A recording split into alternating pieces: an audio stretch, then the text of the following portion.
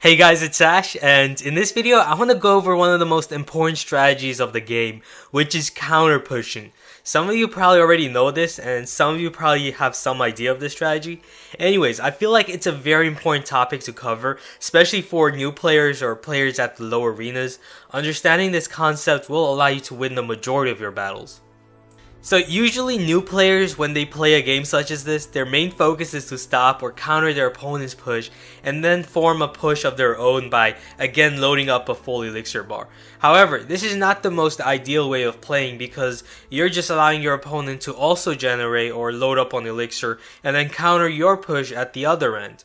So in this video, I'm going to show you guys how to punish your opponent when he's lacking in elixir with a powerful push, and how you can easily calculate or predict whether your opponent has the elixir to defend against you or not. So say your opponent starts with a strong push with the Prince and Dark Prince. Both of these troops share great synergy together, the Prince dealing heavy single target damage, while the Dark Prince does splash damage to counter the weaknesses of a Prince. However, it is a horrible way to start a battle. Your opponent uses a total of 9 elixir to make this push happen, which you can choose to use 9 elixir or even less to counter this threat. But as long as you can stop this push, you will be in charge. What I mean is, say you use a giant to shield against both of the double princes and use minions and archers behind the giant to kill the princes. So basically you use a total of 11 elixir to counter a 9 elixir push. Is this a bad play? No, it absolutely isn't. It's actually a very good play because this way your giant took less damage and allowed your archers and minions to quickly kill the double prince, which means that the giant can now also shield for your archers and minions as they then go for your opponent's arena tower. Now at this point your opponent has only 2 more elixir than you do, but you're in charge because of your powerful counter push, and it's now going to be very difficult for your opponent to completely counter your incoming threat because he just wasted 9 elixir for his rush attack. So this leaves him with enough elixir to use his arrows, which will kill the minions but not enough to kill the giant and the archers supported behind it. So now your opponent spent 12 elixir while you spent 11 elixir and still are able to do very good damage against your opponent. This is how you counter push, and this is how you should always focus on playing when you counter your opponent's push. So yeah, every time your opponent comes in with the push, always look to combine your counter with a strong combination, making it twice as hard for your opponent to stop you because he just wasted a lot of his elixir on his push and now doesn't have enough elixir needed to stop your counter push. And this is also the main reason why you should never rush, because if you take the initiative every time, then you're allowing your opponent to counter push you, and you really don't want that. So let's use more examples. Say your opponent comes in with the Hog Rider backed up by Goblins, which is a 6 elixir combo. You have Cannon and Minions, which is also 6 elixir to easily stop this push. So your opponent zaps your minions and weakens them to the point where their arena tower can one-shot them all. So then your opponent spends 8 elixir and you spend 6 elixir on the counter. So in essence, you've successfully countered. But what you should have done was add in your Hog Rider in front of those minions for the counter push. Even if your minions are at 1% health, they can still be used for a powerful counter push when shielded.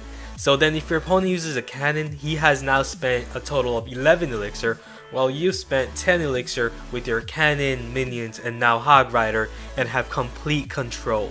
And this is all a result of you converting your defense, which was with your minions, and then adding your Hog Rider for a powerful offensive push. And this is the best move because if you let your minions die and load it up on elixir, then you will also be allowing your opponent to load up on elixir. So your window of opportunity to strike with your Hog Rider would be gone, because at that point your opponent will have much more elixir to easily stop your Hog Rider push.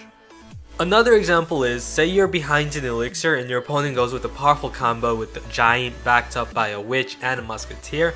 Well, by placing Valkyrie in the middle of the witch and musketeer and placing your mini P.E.K.K.A on the giant, you can successfully counter this 14 elixir push with your 8 elixir without incurring too much damage, and then completely overwhelm your opponent on the other end.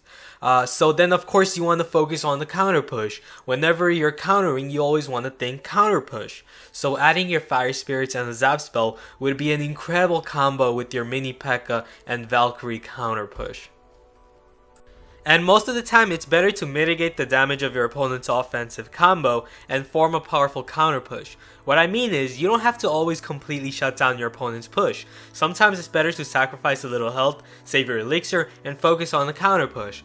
One example I can give you is when my opponent comes in with a lone Hog Rider push. I can counter it easy with my Infernal Tower, but I would actually be losing value if I use my 5 elixir Infernal Tower to counter the 4 elixir Hog Rider. So instead, I'll use my 1 elixir skeletons to defeat the Hog Rider and sacrifice a little tower health but gain huge value by killing a 4 elixir card with the 1 elixir card. If my opponent uses a zap spell, then he loses even more value by using a 2 elixir zap spell to beat my 1 elixir skeletons. Not only that, right after I kill the Hog Rider, I can then focus on punishing my opponent heavily because I'm leading by 3 elixir thanks to countering his 4 elixir Hog Rider with my 1 elixir skeletons. I can then add my skeletons with my Hog Rider and form a deadlier push while leading by 3 elixir. So that will be it for my short tutorial on counter pushing, which is one of the most important strategies of the game. So hope you guys liked it, and I'll try to have more of these tutorials and try to go in depth with more high level strategies. So thanks for watching, be sure to leave a like and also subscribe for more daily Clash Royale content. I'll see you guys again soon. Later.